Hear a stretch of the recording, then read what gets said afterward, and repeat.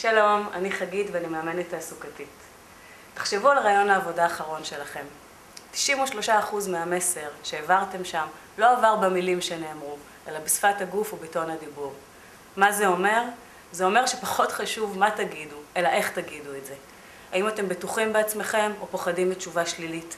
האם אתם מתרגשים מהאפשרות שתתקבלו או חוששים מאחריות? האם אתם אופטימיים או שהפחד משתק אתכם? האם אתם עסוקים במה מהראיין חושב עליכם או ממוקדים בעיקר? כשיש לכם בעיה ברכב, אתם לוקחים אותו למוסך. כשצריך להסתפר, הולכים לספר. אם אתם בצומת תעסוקתי, אל תוותרו. תעברו תהליך המתמקד בתחום. תחשבו כמה שעות ביום אנחנו מבלים בעבודה. הקריירה תופסת נתח נכבד מזמננו ומשמעותית ביותר לאיכות חיינו. זה המקום בו אנו יכולים להגשים את עצמנו ולמצות את הפוטנציאל שלנו. אי הצלחה ותקיעות בתחום יוצרים תסכול וכאב רב. אז קחו את עצמכם ברצינות ובואו לפגישת אימון ראשונה איתי. להתראות.